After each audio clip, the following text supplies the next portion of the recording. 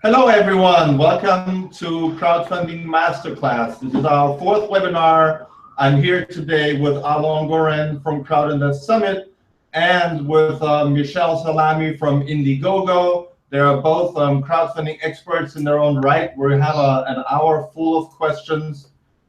We still see a bunch of people logging on here. Welcome everyone. As usual, we do have our little Q&A box in the right corner of your screen. Please post all of your questions here. We will go through them as always. You know, this is about you guys. We want to answer your questions. So let's jump right into it by introducing the panel. Hey, Michele, welcome to the Crowdfunding Masterclass. Thank you. Thank you so much. It's very exciting to be here. Tell us a little bit about yourself. Who are you? Where do you work? What do you guys do? Awesome. So I'm a campaign strategist with Indiegogo. Indiegogo is the world's largest crowdfunding platform, and yeah, my job is basically I work with campaigners every single day. From I've worked with many different kinds of campaigners, film, nonprofit, and currently a lot of hardware and tech campaigns during their pre-launch phase, all the way through if they're successful and they want to stay in our in-demand phase, which is basically raising money after the campaign ends. I work with them throughout the course. So yeah, that's what I do. Very cool. Very happy to have you here. Welcome. Thank you. Hey, Alon, you're a regular around here. You don't need introduction anymore, but go for it anyway. Nah, we can skip it.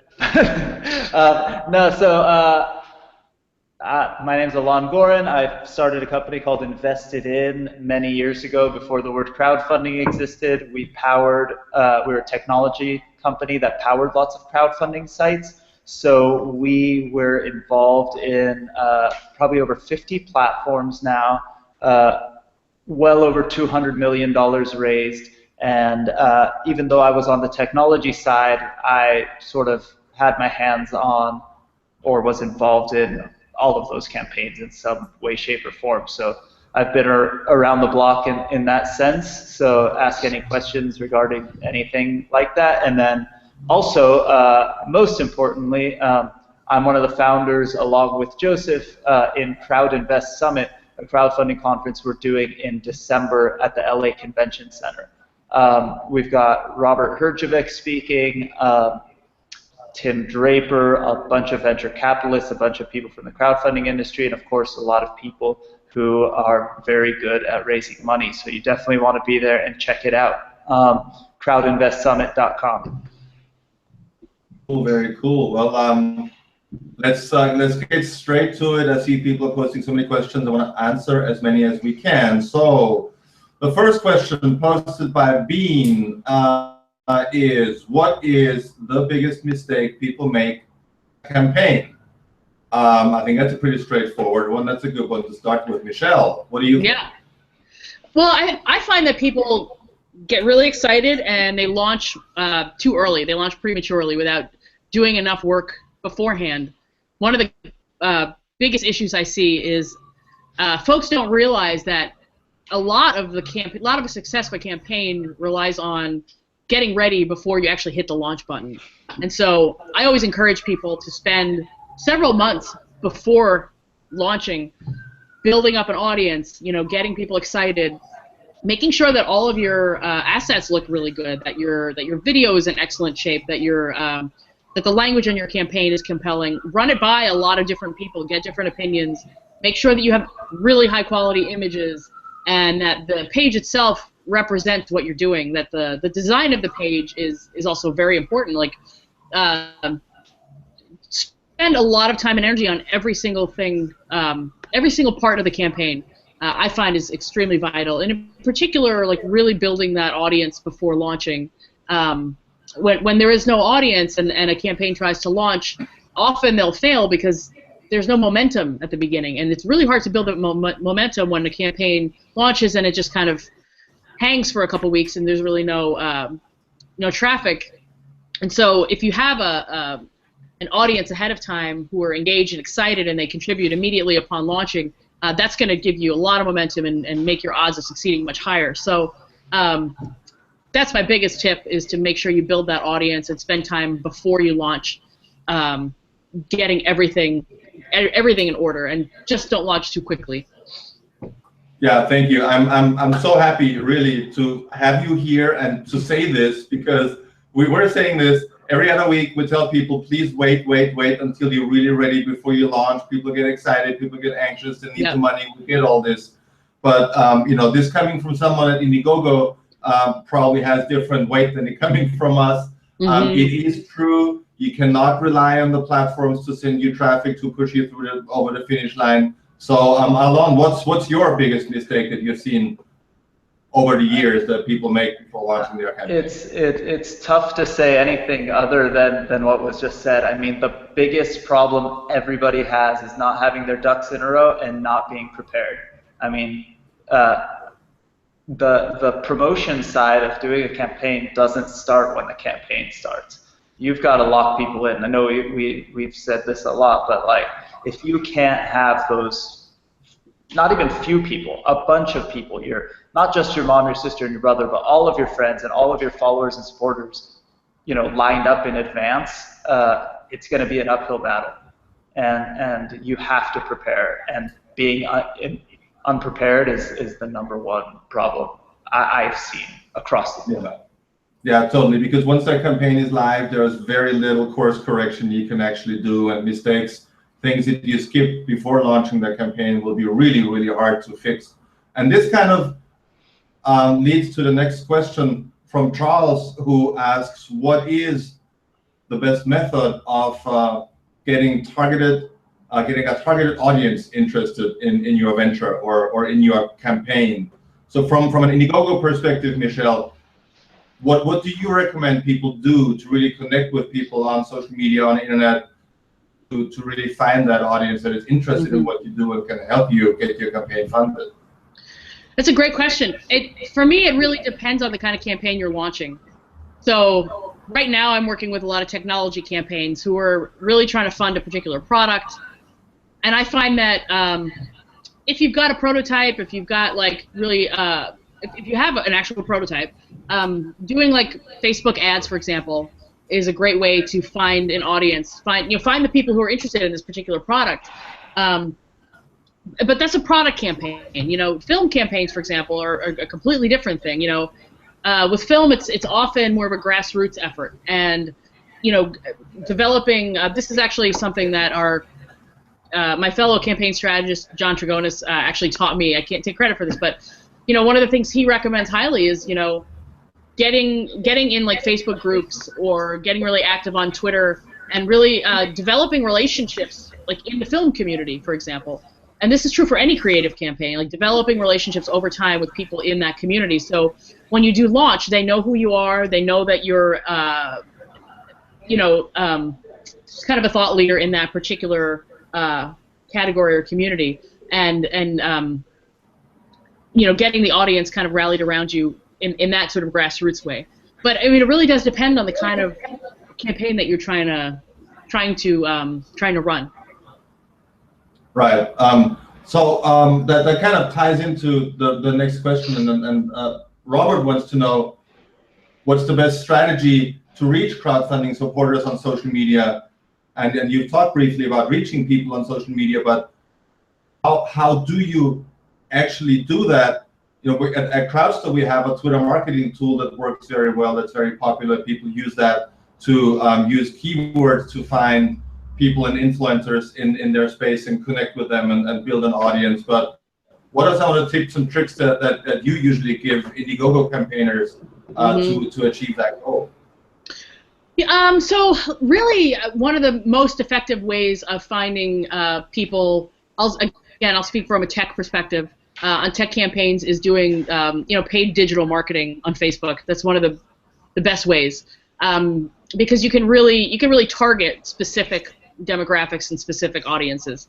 So that is very, very effective. And if you're willing to be really consistent over time, I have found people being able to really develop quite a following and really find their people that way. So that's one main way that I would say we recommend it. If you're doing something a little bit less conventional, you know, sometimes people have a lot of luck with like Reddit, for example. because Reddit has, like, I had a campaigner doing very specific kind of laptop campaign that was for a very specific audience, and finding that audience through Reddit was a way to kind of get them together and rally them and spread the word. Again, it depends on the kind of campaign you're running, but Facebook ads are definitely the most effective, we find. What do you think, Alon? I mean, you're one of the best growth hackers I've seen in my time. You've done some really crazy things that work really well. If someone doesn't have a budget to run Facebook or on Twitter, what do you recommend people do? So for me, the sort of best thing I did for myself when I was raising money for my company, or when I was helping people with campaigns, very similarly to what Michele was saying about Reddit, but just think of that same strategy across the board, right? I like to tell people on a presentation I did, I said something about hijacking someone else's crowd, right? So you've got to hang out with the right people. Know where the people that you're going to sell to hang out, but you can't be disingenuous. You can't just post on Reddit, buy my shit. People are not going to be that into it unless for the last few months you've been very active in that group and you've been hanging out with them and you can be a part of it. And if you're a part of it, it's a much more genuine sell and you're supporting a friend at that point, or even an acquaintance or just somebody you happen to know on the Reddit group, which is totally different than just getting a random sort of spammy message. But along the lines of hijacking other people's group is, especially at the beginning of the campaign or right before a campaign, the few initial people you get to contribute to the campaign, that's really super important. So I would even advise people sometimes, depending on the type of campaign, to go offline. If you're selling a video game, try to find your way onto a panel at a video game conference. If you're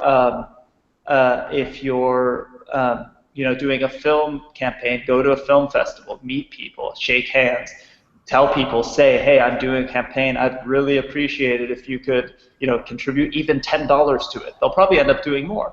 But it's worth meeting those initial people so the day you launch the campaign, you can shoot them a message and get them on board. And it sounds counterproductive because all we do all day online is try to reach millions of people, right? But if you can't get the first 100, then you're screwed on getting the million. I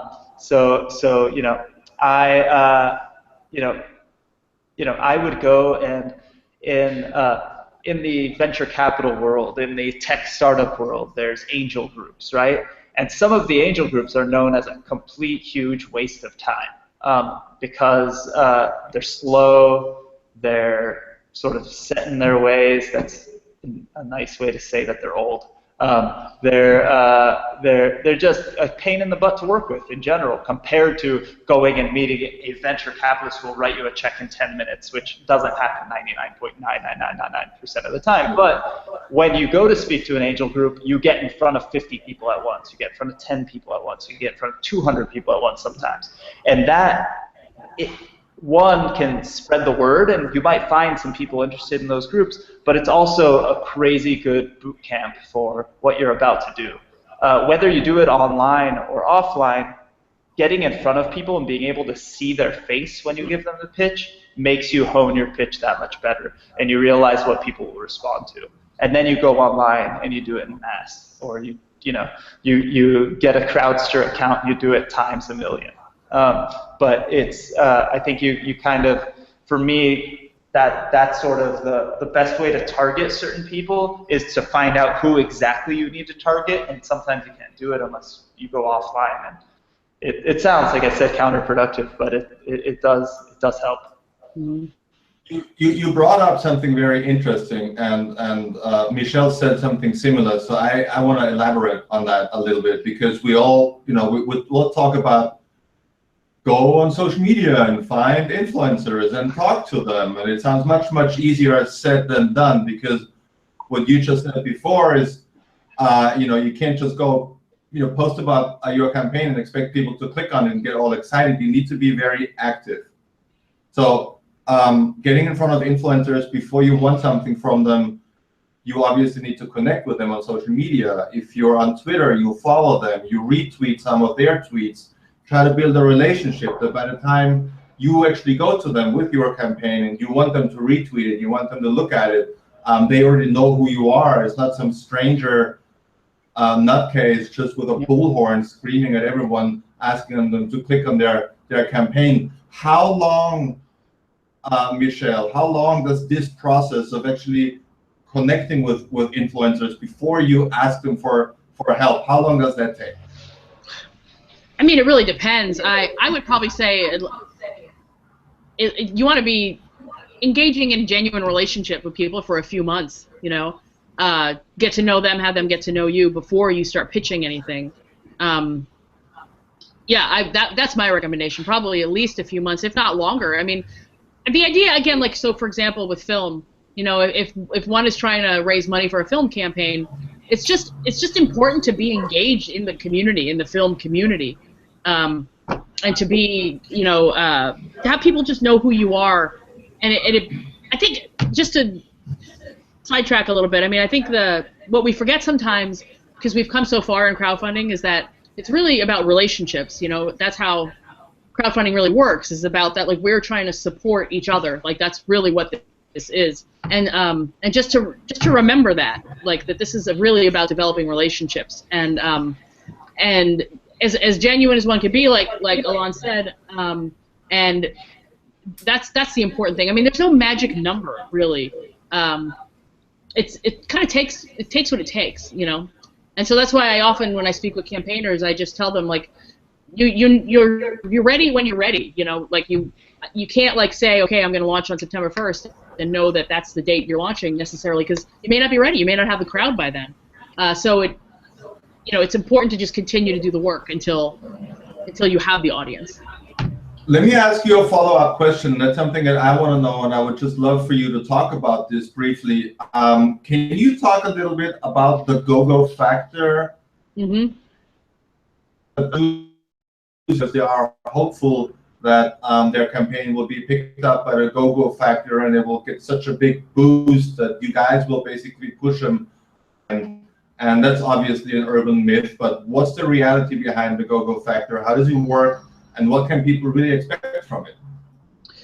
Yeah, when people ask about the go-go factor, what I try to emphasize is that what we're talking about is activity, So there's thousands of campaigns launching on Indiegogo all of the time.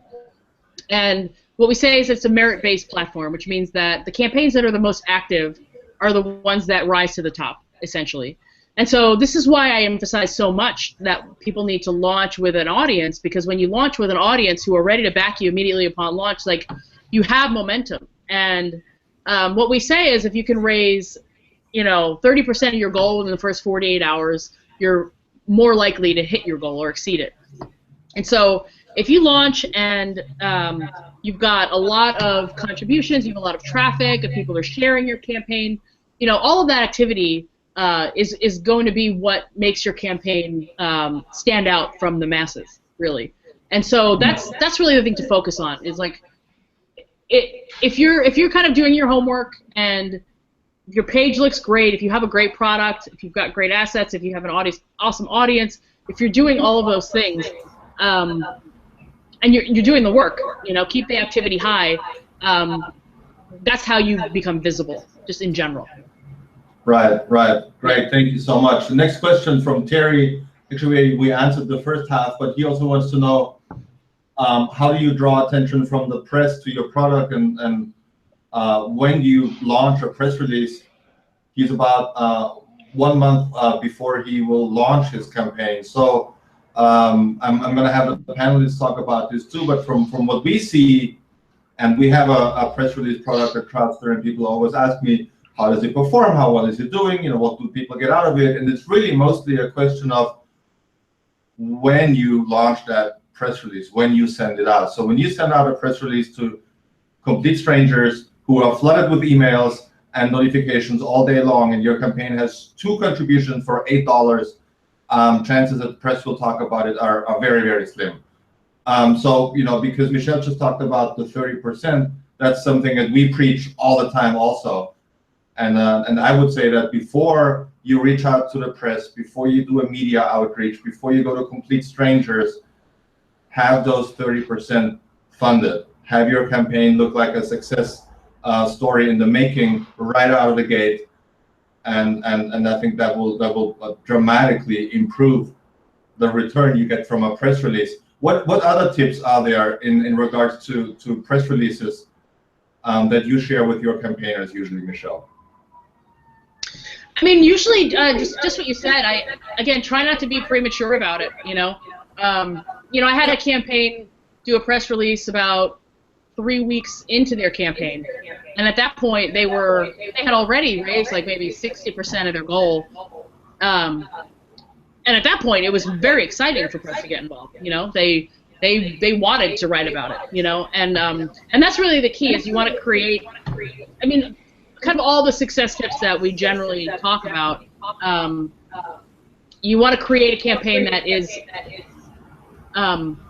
exciting for the press to write about. And so, really, I generally say, wait till a point where you're like the momentum is very high before you try to get the press involved. Yeah, I absolutely agree. Is there anything you want to add to this, Alon, or should we move on to the next one?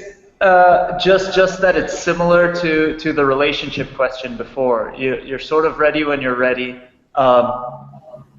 Definitely reach out once you have a bit of traction. Hopefully after that first day, you can already say, we hit 30% of our goal the first day or the second day, so that you have some sort of exciting hook.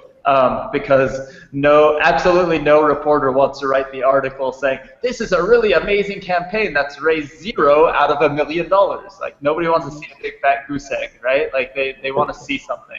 So absolutely have some traction, and it's a relationship game.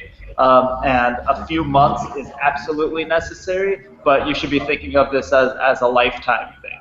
This isn't going to be the first campaign. This isn't going to be the first business. This isn't going to be anything like that. So engage the people you want to be friends with, and be friendly with them, and be authentic. Don't post random ass comments on their blogs that don't make any sense just to post a comment on their blog, or this is an amazing article. Actually engage. And once you become friendly with people and they go, wow, Josef is an amazing guy, Michele is awesome, she has the best insight every time she has something, maybe they'll have you on their blog or have you on their podcast or do something like that, so that when you are there, you have a friend supporting you versus just somebody reporting the news, which even somebody reporting the news is great, but you can't expect, like Josef said, to send a generic press release to 1,000 writers and expect anyone to write anything without some kind of traction and some kind of personal touch.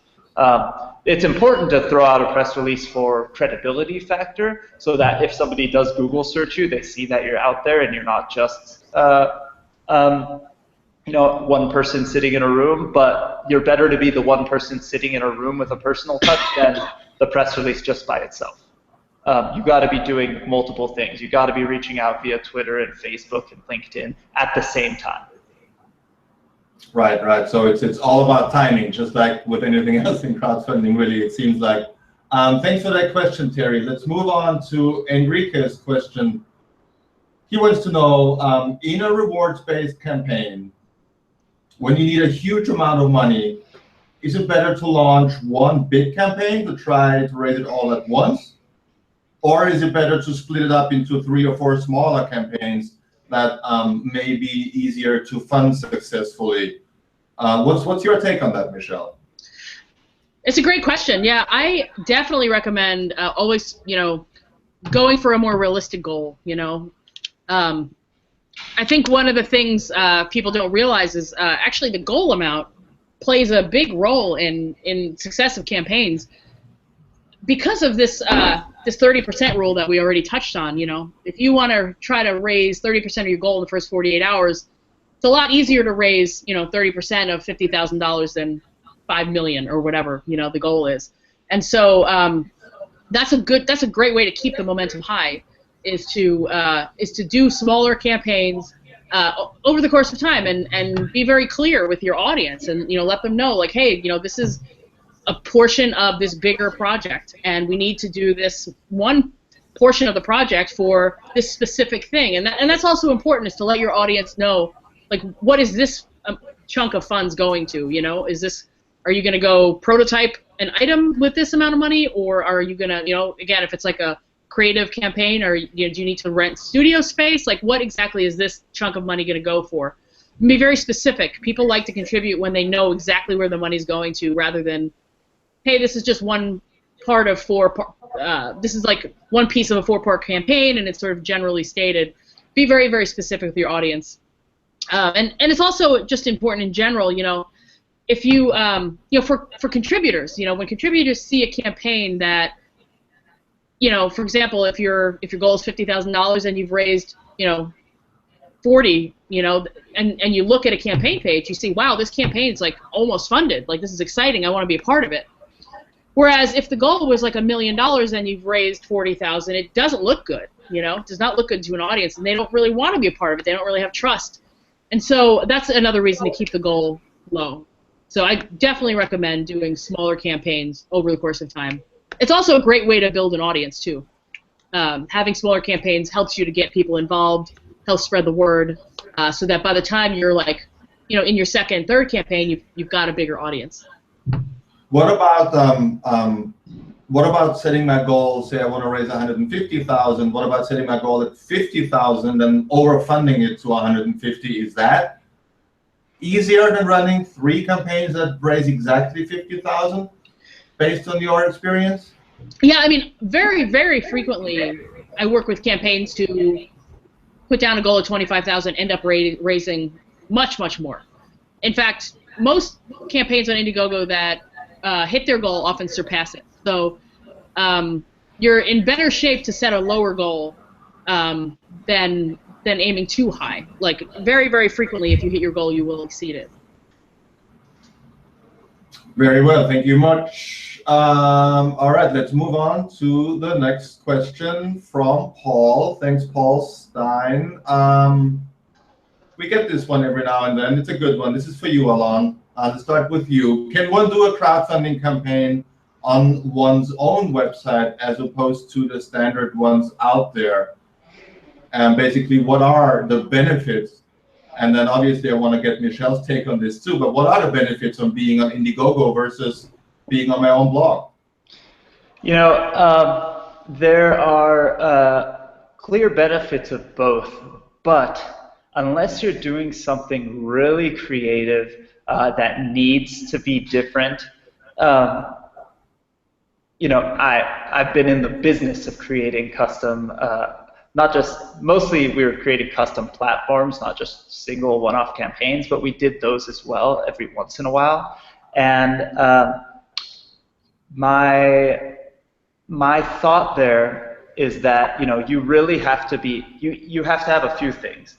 One is you probably want to have a very large team in advance, because you're going to be wasting your time with little tweaks and technology issues that you shouldn't be wasting your time with when you're focused on raising a campaign.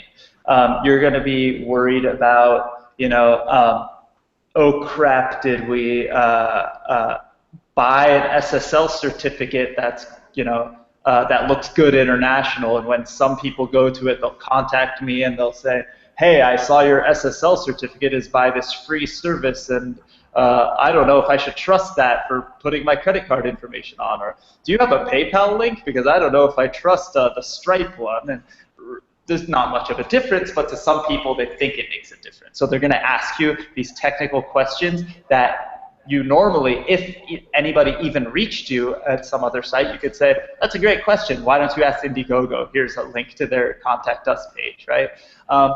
There's dealing with the payments and the transactions and the traffic. Let's say you do hit, you hit it big, and Mashable writes an article about your campaign, but you're hosting on GoDaddy, or you're semi-free DreamHost account and you go over the traffic limits or you get blasted by 10,000 people at once. Indiegogo has that kind of infrastructure that can handle that because they've been handling that for years. Your blog has never seen more than 4 concurrent users at once. And you might think that, oh no, I went on my blog and I've had thousands of readers a day. But concurrently, you're probably getting at the highest 4 requests a second at the most crazy times. Indiegogo's had campaigns that have posted on Twitter accounts that have brought it thousands of requests per second.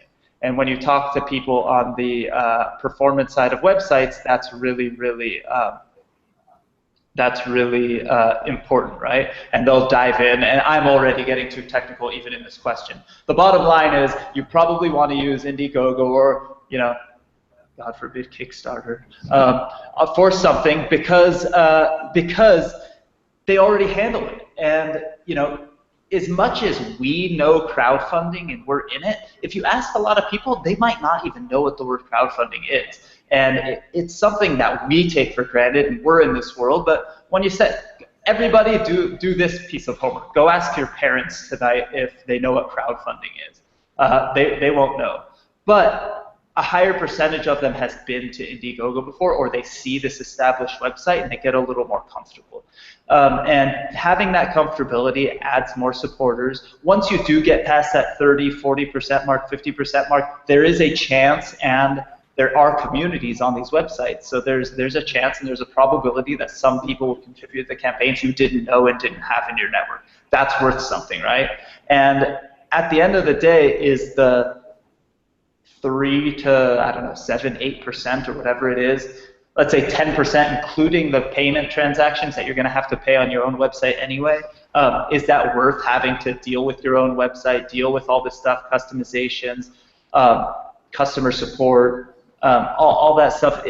I don't think it's worth it for 99% of people. If you're doing some weird video game campaign and you already have millions and millions of followers and are making millions and millions of dollars, you already have technology people on your team and customer support people on your team that can help it, and you really, really want to do something that's so custom you can't do it on those sites, then go for it. But 99% of the time, you're spinning your own wheels, you're wasting your time that you should be spent on making more money. Yeah, I wholeheartedly agree, because the problems that you can have even with a small, simple site can be so distracting, and you really want to be focused on marketing your campaign and reaching your goals. So, Michele, maybe you can touch briefly on how much does Indiegogo charge, platform fee, processing fee, and what are the benefits of running a campaign on Indiegogo as compared to my own website? Yeah, the platform fee is 5% on Indiegogo, and processing fees. So for credit cards, it's 3%, and if you're using PayPal, it usually ranges between 3 and 5%. So yeah, those are the charges. Sorry, I was having a technical issue there. But in terms of, you know, running a campaign on your own website versus on Indiegogo or any crowdfunding platform, I mean, Alon really touched on a lot of the things that I would say. You know, building a website building a website with all of the tools that, you know, we have created to support campaigners is a very challenging task. And running a campaign is hard enough, and then to build a website on top of that to try to create you know, a platform for yourself. I mean, it's extremely challenging. And you know, I have seen, like Alon said, I've seen a couple campaigners crowdfund on their own, and these are people who have, you know, in one case was a very successful electronics company who had a couple of products in the past that were very successful. They were an established company that had a retail store on their site, an e-commerce site. And so they had the kind of traffic to their site where, you know, adding a component of being able to crowdfund on their site was not challenging because they did have the support, you know, in-house. They were ready for that kind of traffic. It wasn't like a massive shift for them. The average crowdfunder, I find, are people who are, you know, entrepreneurs or creators who their specialty is coming up with the idea, or they're artists, or those kinds of things, who, like the focus is on the actual product they're creating or the piece of art that they're creating, rather than like trying to come up with some kind of website. To me, you know, the tools that we offer at Indiegogo they've been created with the idea, like, how can we best support entrepreneurs to bring their concept to life, you know? And so the ability to not only, like, obviously create your campaign page, but have a spot where you can actually interact, like have a comments section where you can interact with the audience, and have an updates tab where you can send out updates as often as you like to your audience, and you have access to all sorts of data about people who are coming to your site. You can run referral contests because you have access to that sort of data. There's an order management system. There's many, many, many tools that we offer that would be extraordinarily challenging to create, and really not in the best interest of an entrepreneur when they're trying to focus on, you know, designing a product or getting a product out into the world. So yeah, I mean, that for me, that's the main thing, is like these tools have been created as part of our site to support people. And yeah, because crowdfunding is a huge marketing effort, and you really want to be able to focus on just that and not building and running the crowdfunding site.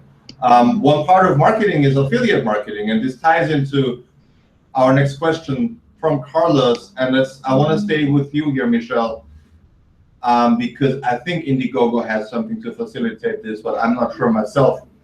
Carlos wants to know, what are good techniques for asking supporters for referrals? So essentially, I think what Carlos wants to know, how can I get my supporters to act as affiliates to send me traffic from other people who may want to support my campaign? Is there something like an affiliate program, an affiliate link that I can set up for my Indiegogo campaign, send out to others, and how does that work? Yes, so we have the ability to run referral contests.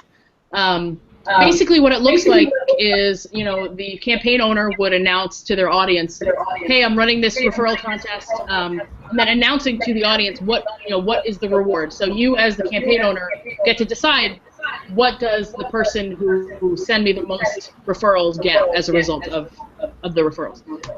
Most of the time, I see campaigners doing something like, you know, a person who sends me anyone who does 5 referrals will get their item for free, or they'll be refunded, you know, for their item, or they'll, you know, do something like the people, you know, the top 5 referrals will get some item for free or something like that. And it's actually very, very simple. There's tools on the site for each contributor to participate. So all they need to do is go to your campaign page and either share, you know, their own URL, or they can click on like the Facebook link or the Twitter link, or however, you know, there's multiple tools on the actual campaign page. So when they share it, that is actually tracked, and then the campaign owner has access to that data on the dashboard, and you can track and see, you know, who's bringing the most traffic and who's actually bringing in the most actual contributions. So, and that's how you would actually reward people through that data. Yeah, that's really cool. I love all that tracking capability. Yeah. Let's move on to the next question from Steve. Steve wants to know, how important is it to have a finished product prior to launching a campaign? So I guess naturally most crowdfunding campaigns are trying to raise the money to finish a product. But Alon, in your experience, and you've seen thousands and thousands of campaigns, do that actually have a product to show for? The people that have a product to show for it, or at a minimum have a real looking prototype that looks and feels exactly like what the product is going to feel like, just seem to do much, much better. And they end up, in the end, not just doing better, but also then fulfilling their promises in a much faster way, because that is a problem with a lot of people who create some kind of prototype or create some kind of something, and they have these optimistic goals of being able to manufacture them and get them done. Maybe they already have quotes from manufacturers and things like that, but once they actually get into the nitty-gritty, it's hard to fulfill the orders. That's sort of a separate conversation, but I I personally have contributed to very few campaigns where it's just a prototype or just a something. Obviously, when it comes to artsy stuff like filmmakers and musicians and things like that, the point of a campaign is usually to create the actual thing. They might have a script, the band might have all the songs done, but they still need to get in a studio and record them and do that stuff. So you have to, it really depends on the campaign, but I would say you have to at least have a very solid plan if you don't have the product. And if you don't have the product, which most people don't, you have to have the prototype and show exactly how you can put it all together. Like, you know how to do this. This isn't like a concept and I, have this new super cool coffee mug idea because my coffee mug is actually Bluetooth and heats up my coffee for me. But if I show you this coffee mug and it doesn't do shit, then I don't know what that means. Because I could make stuff up all day long, but and so could anybody else. But you really have to be solid and show the team, show that if you don't have a product done, you have to have the process done and the sell. That's the preparation, right? The videos and the blueprints and the whatever you have to prove. Michele, you guys are very data-driven. Did you guys look at, is there any data, any results, anything you can share as far as, how much better are campaigns with a real finished product doing than those who are raising money to finish it? Yeah. We don't release data. We're a private company, so we don't release data. But I can tell you from personal experience. I've worked with hundreds and hundreds of campaigns. And specifically recently, I was working with one campaign, and great concept. Would have amazing social impact, but only had renderings. Didn't have an actual product, and so it did not do well. It did not do well, and it's it really speaks to the fact that the audience needs to trust the campaign owners. Trust is a huge part of this, and if I just find more and more and more, if they don't see a prototype, this is just what Alon said, but if they don't see an actual prototype, there's a little hesitancy, especially now that crowdfunding is so big and there's so many products out there, so many opportunities to contribute. I find that people are shying away from campaigners unless they really see like an actual prototype and a very and if not, like Alon said, having very, very detailed description of like, here's our plan, or here are the engineers that we have and this is what they're doing on a daily basis. But if that kind of concrete plan does not exist, I really find people shy away from contributing. Yeah. They have to trust you that you can actually finish the product. So it does take a lot of trust building. Right. I want to move on to the next question, posted by Charles.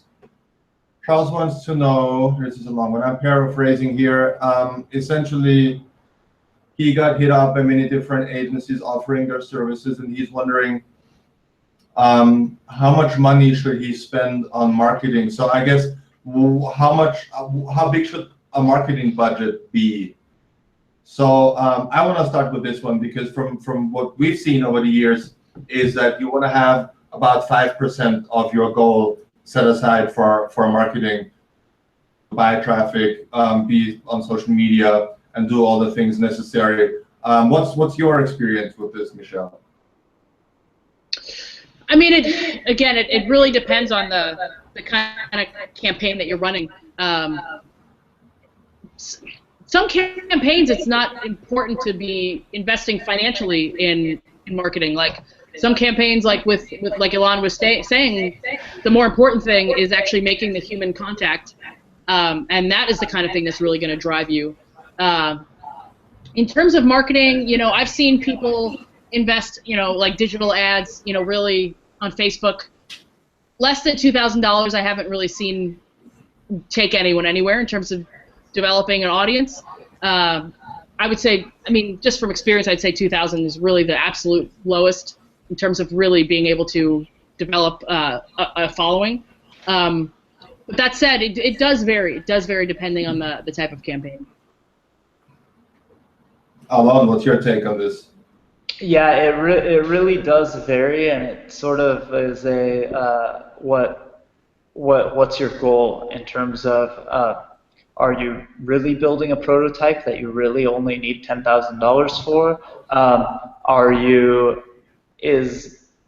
This is sort of a cynical way to look at it, but are you actually doing this to raise money?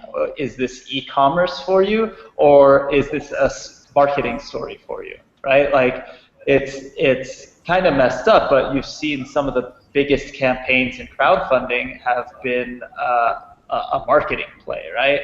And I won't name campaigns. I don't remember what sites they were on. I probably shouldn't talk trash publicly about anyone anyway. But there's some campaigns you've seen out there that raise millions of dollars, and their story was something like, we went out there, we knocked on every door in Silicon Valley, and none of the investors wanted to invest in us because we didn't have the product. So we're bringing this to the people, and if you guys support us and we raise $1 million, we're going to provide this, and screw the venture capitalists, or whatever the story is, right? And then those people raise millions of dollars. You see them on Facebook every single time you log in, and you're like, how can these people afford to be doing this? They must have spent hundreds of thousands of dollars on marketing. And you realize they did spend hundreds of thousands of dollars in marketing. And if you did the research after everything shook out, you'll realize that a bunch of those investors in Silicon Valley had personally invested in that company before the campaign even started. And then after the campaign was done, all of a sudden all their venture funds invested. So it was a marketing play, right? So they ended up spending I know personally of one campaign that raised $2 million on Kickstarter that spent more than $1 million on the marketing. They lost money on the campaign knowing it was going to be user acquisition for them and a huge marketing play for them. Seems friggin' insane to me, but they're still in business, so maybe they did something right. I don't know. For the most part, when you're talking about the grassroots normal people campaigns, 5% sounds about right to me. 5 to 10%. I think if you are gonna go, I think you either go all in on the spending money on the marketing, or you just don't do it at all. You either are a personal campaign and you know that you and your team and your family and all your friends go all in, or you go all in and you get somebody's help.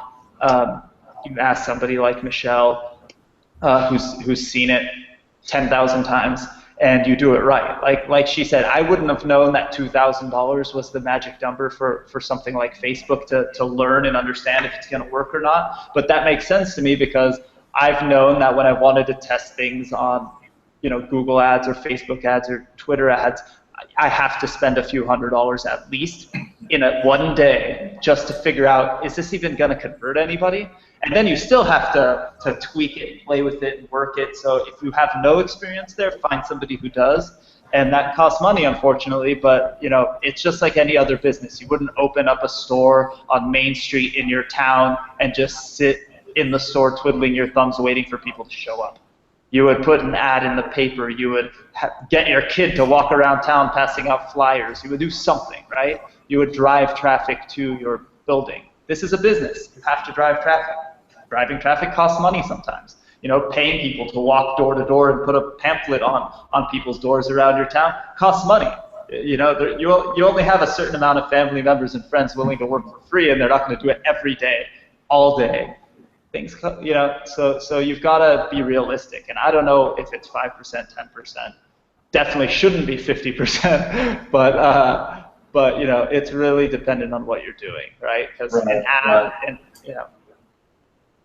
I guess what it all boils down to, and our friend Dan from Crack the Crowd, he said it perfectly here a couple of weeks ago. You're going to need capital, right? This can be money that you invest to buy traffic on Facebook or on Twitter or on Google or anywhere else, or you can have the human capital to put in the man hours to do it all yourself.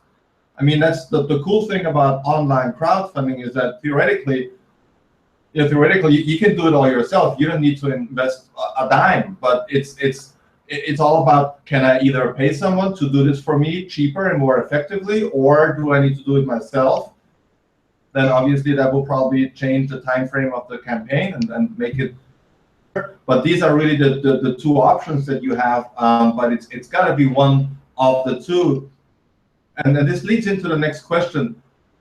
Michele, is there a specific time of the year and also a timeline or a campaign length that seems to be working the best? In terms of campaign length, we generally recommend between 35 and 42 days, somewhere in that range. Time of year, it's a challenging one, you know. Usually, you know, it really depends on, you know, when is your audience available, you know. And again, this starts with this idea of knowing where 30% of your funds is coming from. So if your 30% is coming from family, friends, colleagues, etc., and you know that they all take vacations over the summer, don't launch a campaign over the summer, you know. But if they don't, that's the perfect time, you know, because that's when your audience is going to be there to fund you, so that immediately upon launch you hit that 30%, and then that momentum will drive the rest. So that's usually how I try to get people who are relying on like an inner network, like a close family friends network. When are they available? You know, if they're going to be around for the summer, great. If not, don't. You know, in a bigger, you know, like a different kind of campaign with like a tech-related campaign. Again, you want to make sure you're running a campaign when people, when people are available. And so oftentimes we find that in the fall things tend to heat up a lot. Like right now, a lot of campaigns are launching. This tends to be a good time of year in general. A lot of people are doing a lot of shopping in general, so tends to be a popular time of year for people to just do kinds of spending. Summers tend to be a little bit lighter, just in general. But again, it really is about the audience. You know, finding out when are they available, when do you think they're going to be actually there to contribute. Right, right. I want to stay with you because the next question is also very interesting, and it's Kristen wants to know, how important are these like small non-perk contributions? You know, those $1, $5, $10. Does this take away from someone who may give me $150 for my bigger reward, or is this a smart thing to do? It's a great question. It really depends on the kind of campaign that you're running. You know, we find that with hardware campaigns, tech campaigns, product-based, having smaller amounts, $1 to $5, generally is not going to be the best for your campaign, simply because if you're running a campaign for products, people are coming to that page because they want to claim the product. And you don't want to distract people from that offering, you know. So if you have like $1, $5, $10, it's going to take people longer to be able to find the actual product that you're offering, and it's really important to make it as clear as possible. You know, people's attention spans are very, very short, so the faster people can find what they want, the better. You know, different kinds of campaigns, like again, creative campaigns. Nonprofits, sometimes having smaller amounts actually is very helpful, because sometimes you've got people in your personal network who they can't afford $150 or $100, but they want to contribute. They want to like give you some kind of token of their support, but they can't afford the bigger amount. So if they see like a $5 or $10 on there, you know, they will support you. So I would say, you know, in those campaigns, it is important. I want to. Right. And I have one more for you. And sorry, Alon, I have a few equity crowdfunding related ones coming up right now, but I want to power through. We have so many questions today. It's crazy. This is also a good one. Thanks, Jeffrey. What role does self-contributing play in reaching a campaign's goal? Like, do you see people contribute to their own campaign to get it off the ground, or to maybe push it over the finish line? Is that like a no-no, or is that like kosher? How do you look at that? Yeah, sometimes I do see people do that. You know, it's not something I see as often as I would have expected. But once in a while, in specific situations, people will, you know, for example, if they're running a fixed funding campaign, which is when on Indiegogo you have options. You can run a fixed funding campaign, which is an all or nothing, or a flexible funding, which means you can actually raise less than your goal amount and still keep the funds. So if sometimes people are running a fixed funding campaign and they're on their last day and they need like an extra $500 to hit their goal, and so in order to not fail and lose everything, sometimes they'll contribute the final $500-600 so that they get the funds and then continue on with their whatever they're trying to do, their project. So in that kind of a case, it is helpful. Yeah. I don't recommend it a lot because the whole thing with crowdfunding is people are trying to raise money to create a product or create something, and if you don't actually have the money to do the thing you're trying to do, it's gonna be really difficult for you to actually provide whatever the rewards are to your audience if you're putting in your own funds and it's not actually real money, So it's important to remember, hey, I have a promise to my audience and I need to fulfill those promises, and if I'm putting my own money in, I'm not going to be able to do that. It's important to remember the ultimate goal, which is the audience. Right. Cool. Thanks. Alon, a question from Joe. Joe wants to know, what are your thoughts on running an rewards-based campaign and an equity campaign at the same time and giving people the choice? That's interesting. My thoughts are do it at the same time on the same platform in the same place, like on what you can do. You can do it on Republic right now. I think you could do it on a few other sites, and I would bet, although we couldn't get Michele to confirm or deny anything before this, I would bet that's something you're going to be able to do on Indiegogo at some point in the future, whether it's a month from now or a year from now.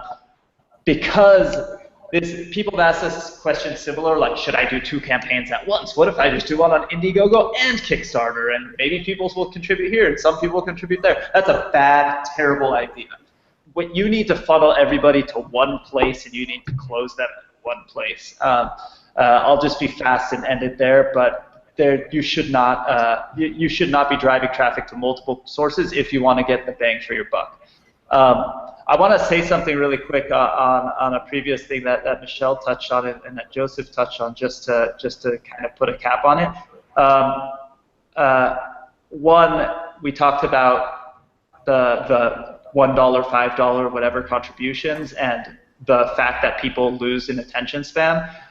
That's the #1 reason to probably use somebody like Indiegogo over doing it yourself.